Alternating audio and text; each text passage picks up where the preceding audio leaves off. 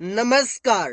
अंग्रेजी बोलने के लिए बेहतरीन एवं जरूरी शब्द, तो चलिए समझते हैं इन सभी वर्ड्स का कैसे अंग्रेजी बोलचाल में प्रयोग किया जाता है। सबसे पहले है व्हाट ऑल। व्हाट ऑल का मतलब होता है क्या क्या। जब भी हम बोलते हैं क्या क्या तो अंग्रेजी में बोलेंगे व्हाट ऑल। जैसे what all plus helping verb, subject, main verb, object और लास्ट में क्वेश्चन मार्क। तुम क्या क्या खाते हो? What all do you eat? What all do you eat? तुम क्या क्या खाते हो? फिर यह क्या क्या बनाना जानती है? What all does Priya know how to cook? What all does Priya know how to cook? प्रिया क्या क्या बनाना जानती है? टिल नाउ का मतलब होगा अभी तक। टिल मतलब तक और नाउ मीन्स अभी, मतलब हो जाएगा टिल नाउ मीन्स अभी तक। जैसे हम बोलते हैं वो अभी तक काम नहीं किया है, he has not worked till now. इस जगह पर हम चाहे तो येट भी प्रयोग कर सकते हैं। तुम अभी तक सो रहे हो, you are sleeping till now. You are sleeping till now, तुम अभी तक सो रहे हो। जब भी हम बोलेंगे हिंदी में अभी तक तो वहां पर हम यूज कर सकते हैं टिल नाउ या फिर हम यूज कर सकते हैं yet, YET।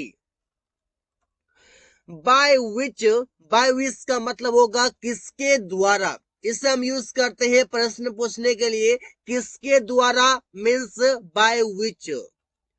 By which helping verb, subject, main verb, object और लास्ट में क्वेश्चन मार्क लग जाएगा। तुम किसके द्वारा बाजार गई? बाय विच डिड, यहाँ पर गई फीमेल लग रहा है, यहाँ पर हो जाएगा C. By which did C go to market? तुम किसके द्वारा बाजार गई? अब यहाँ पर देखिए किसके द्वारा बाजार गई, तुम गई, तो तुम के लिए यहाँ पर सी भी नहीं लगेगा, यहाँ पर लग जाएगा you. By which did you go to market? तुम किसके द्वारा बाजार गई? किसके द्वारा मतलब साइकिल से, बाइक से, बस से, ट्रेन से, कैसे गई? वो किसके द्वारा पीटा गया? By which was he beaten? By which was he beaten? वो किसके द्वारा पीटा गया? Tall versus long. Tall versus long ये दोनों का मतलब होता है लंबा। जब भी आप बोलते हैं लंबा तो वहां पर मन में आता है यहाँ पर टॉल होगा या फिर लॉन्ग होगा। तो चलिए समझते हैं। टॉल का मतलब होगा लंबा और इसे हम यूज करते हैं ऊंचाई के लिए। जब भी ऊंचाई की बातें करेंगे वहां पर हम यूज करेंगे टॉल। और लॉन्ग का भी मतलब होता है लंबा। इसे हम यूज करेंगे लंबाई इस प्रकार से, जैसे कि ट्रेन की पटरी होती है, इस प्रकार से अगर लंबाई होगा वहां पर लॉन्ग का यूज करेंगे। रमेश लंबा है तो रमेश इज टॉल, क्योंकि ये ऊंचाई है, ऊपर की तरफ है। प्रिया लंबी है, प्रिया is tall.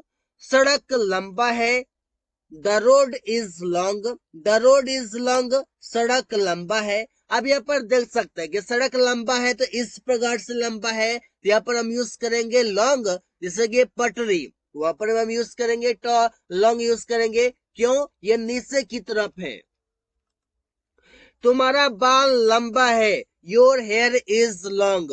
Your here is long, तुम्हारा बाल लंबा है, ऐसे हम बोल सकते हैं। जस्ट नाउ, जस्ट नाउ का मतलब होगा अभी अभी। जैसे मैं अभी अभी आया, I came just now. I came just now, मैं अभी अभी आया।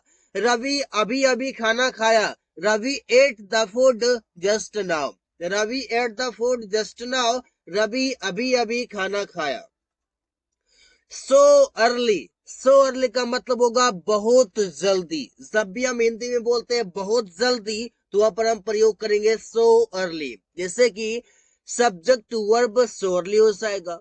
वो बहुत जल्दी यहाँ आ गया, he came here so early। he came here, वो यहाँ आ गया, so early, बहुत जल्दी। तुम बहुत जल्दी जा रहे हो, you are going so early. You are going so early, तुम बहुत जल्दी जा रहे हो। ऐसे हम सेंटेंसेस बना सकते हैं। वाइल का मतलब होगा जबकि, जब भी हम बोलते हैं जबकि तो प्रयोग करेंगे वाइल। वो पढ़ रहा है जबकि तुम खेल रहे हो, ये जबकि सेंटेंस में काम करेगा कनेक्टर की तरह, मतलब कंजंक्शन की तरह। He is studying while you are playing, वो शिक्षित है जबकि उसका पत्नी वो शिक्षित है। He is educated while his wife is uneducated, or you can say illiterate. During का मतलब होगा के दौरान, जैसे हम बोलते हैं वर्षा के दौरान वो अमन से बात कर रहा था। ड्यूरिंग द रेन, वर्षा के दौरान, ही वॉज टॉकिंग टू अमन, वो अमन से बात कर रहा था। बुखार के दौरान मैंने उसे सलाह दिया। ड्यूरिंग फीवर आई एडवाइज्ड हिम, ड्यूरिंग फीवर आई एडवाइज्ड हिम, बुखार के दौरान मैंने उसे सलाह दिया। हैविंग का मतलब होता है किए हुए, देखे हुए, ऐसे बातें करते हैं। जैसे कि अपने दोस्तों से मिले हुए 2 साल हो गए हैं। इट हैज बीन 2 years, 2 साल हो गए हैं। हैविंग मेट माई फ्रेंड्स, अपने दोस्तों से मिले हुए। ताजमहल घूमे हुए बहुत दिन हो गए हैं। It has been a long, बहुत दिन हो गए हैं। Having visited the Taj Mahal, Taj Mahal घूमे हुए।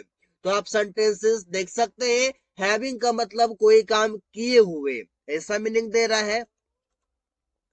ओवर हेयर, इसका मतलब है यहाँ पर, जैसे कि मैं यहाँ पर खड़ा हूं, I am standing over here, I am standing over here, मैं यहाँ पर खड़ा हूं।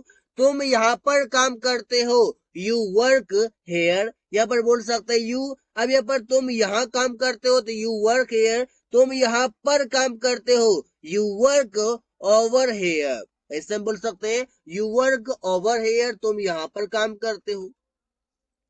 रवि यहाँ पर सोता है, रवि स्लिप्स ओवर हेयर। तो सेंटेंसेस ओवर हेयर से ऐसे बनाए जाते हैं। देयरफॉर का मतलब होगा इसीलिए, जैसे इसीलिए वो सो रहा है। Therefore he is sleeping, therefore he is sleeping, इसीलिए वो सो रहा है। इसीलिए रमेश सुबह में टहलता है। Therefore Ramesh works in the morning. Having का मतलब होगा होना, जैसे हम बोलते हैं मुझे बुखार है मतलब मुझे बुखार हो गया है या मुझे बुखार हो रहा है, ऐसे भी मीनिंग आता है। I am having a fever, यहाँ पर हम चाहे तो आई हैव अ फीवर भी बोल सकते हैं, I am having a fever भी बोल सकते हैं, दोनों तरीके से हम बोल सकते हैं। मुझे सिर दर्द हो रहा है, I am having a headache, I am having a headache, मुझे सिर दर्द हो रहा है। इंटायर का मतलब होगा सारा का सारा या पूरा का पूरा, जैसे कि उसने सारा का सारा खाना खा गया। ही एट इंटायर फूड मतलब सारा का सारा जितना था सभी खा गया। मैंने पूरा का पूरा मूवी देखा। I watched entire movie, I watched entire movie, मैंने पूरा का पूरा मूवी देखा या देख लिया। सम का मतलब होगा कुछ, जैसे कि सम के साथ हम यूज करेंगे प्लूरल नाउन, और वो काउंटेबल या अनकाउंटेबल दोनों हो सकता है। कुछ लड़के क्लास में हल्ला कर रहे हैं। Some boys are making a noise in the class, यहाँ पर बॉयज हमारा काउंटेबल नाउन है। मेरे पास कुछ कलमे हैं, आई हैव सम पेन्स, या पेन भी हमारा काउंटेबल नाउन है और सम के बाद प्लूरल नाउन आया हुआ है। So guys, thanks for watching, that's all for today.